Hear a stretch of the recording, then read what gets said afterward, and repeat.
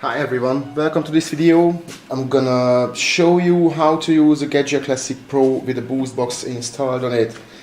Obviously, first thing first, we need to turn on the machine, let it to heat up for about 15 minutes. I'm gonna speed this up on the video. Just a quick brief information about the Classic Pro with the BoostBox. The main difference, you have a twin switch installed on this one.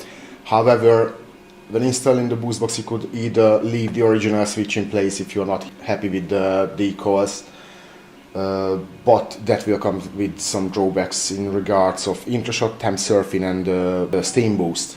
Quick run through on the BoostBox. Obviously you have your PID, it's a generic PID, I mean the menu wise and the display wise, however it is customized internally. So I'm not going to talk about that a lot because there are plenty of content on YouTube. Damien has a brilliant video on how to set up the menu. I will link that in the description. We have a pressure gauge. It is a glycerine filled gauge, stainless steel, tracks pressure in the brew group from 0 to 11 bars. We have the dimmer, the flow control dimmer, which we could control the pump output with.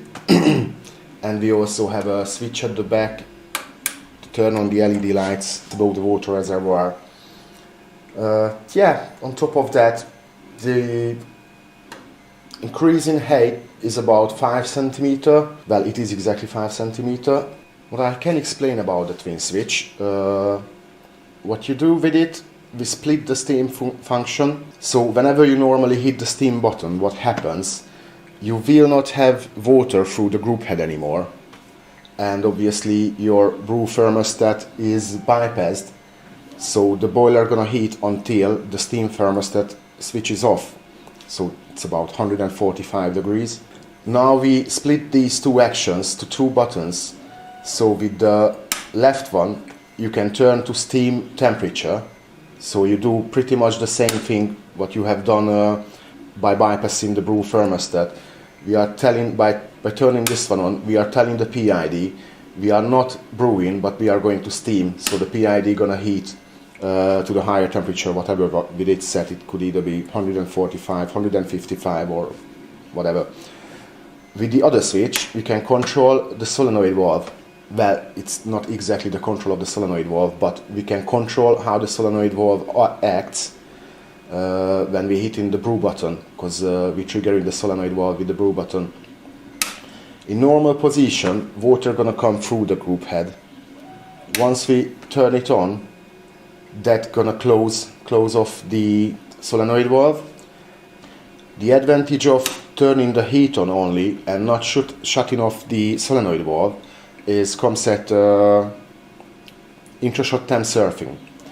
Now, to speak about temp surfing in general, temp surfing is when you're compensating for the temperature drop of the brew group when introducing cold water into the brew group. So whenever you make a coffee, what happens, you have room temperature water in the water tank, and you're pushing that into the boiler, and that pushes out the hot water through the group head, through your coffee. Now that room temperature water gonna cool down the boiler. What you normally do when you temp surfing, before you start your shot, you just intermittently turn on the steam button, but only for a few seconds, 1 second or 2 seconds, just to give the boiler a temperature boost, and then hitting the brew button, and this temperature boost gonna somewhat compensate for the intake of the cold water. Now the Intrashot temp surfing, as the name suggests, while you are pulling a shot, you are still able to switch the temperature management to steam mode, so continuous heating. So you kind of, throughout the shot, you are able to add a heating boost. On a normal machine you won't be able to do that, because while you are operating the pump, so pulling a shot, if you switch to steam mode with the original button, you will have your solenoid valve shut off, and the rest of your coffee will exit to the drip tray, and that's not what you want. So with the twin switch, throughout the shot, I still recommend to do a bit of boost about a second before the shot. Then activating the pump, yeah, it was a bit too high for now. And once you notice, you can track the temperature.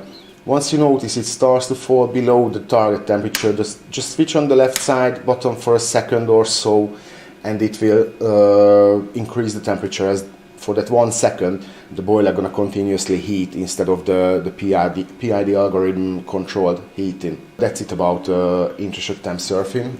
You will see it in real action. Now I'm going to do a shot, just a normal workflow video highlighting the features of the BoostBox and what it can do and why is it helpful. Let's just wait until the boiler goes back to its ideal temperature. My target temperature is 93 Celsius. Getting close to the settled temperature. One more thing worth to mention. The actual switch is a tiny bit smaller than your original switch, so it does not line up. On this one it doesn't line up at the bottom, but on the ones I'm posting, because this is an old switch, I'm not buying these ones, because the other one I found is equaled, so it has a tiny discrepancy there and a tiny one at the top, so it's not as visible. It only takes a few times when you're using it while you're getting used to which side is for which function. And whenever you if you only want to steam as per normal, you just switch them at the same time. I'm going to start preparing my shot. I'm going to make a single 8.8 grams in and about 13 grams out in about 40-45 seconds. Obviously this isn't a workflow video about how to make good coffee, because I'm not an expert in that. Also, with the flow control dimmer, you cannot operate your pump for more than 60 seconds. In 60 seconds it has about a half-liter output, so you can't really place a bigger jug underneath the brew group.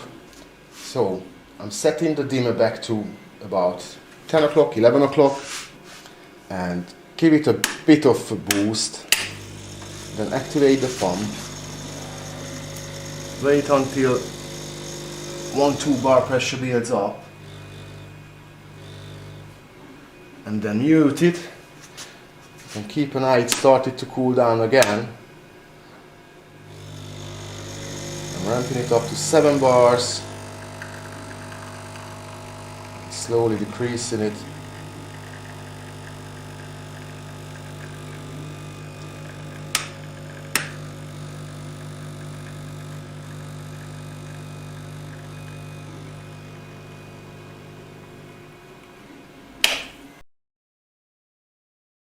So that was your Intrashot temp surfing in real life.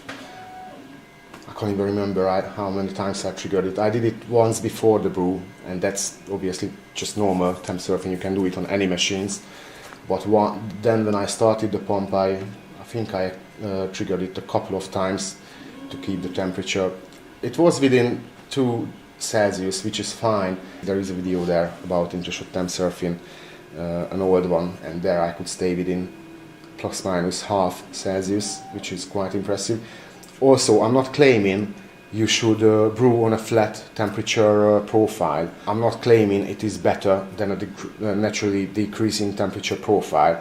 I'm just saying there is difference between the taste of each, so you can experiment with it. You can either make an increasing temperature profile, so when you start your shot you go with 93 and then you ramp it up to 96, or you start at 88 and ramp it up to 93. You can do whatever you want. Obviously it needs a lot of practice to get used to how often and how and for how long should you trigger the steam temperature.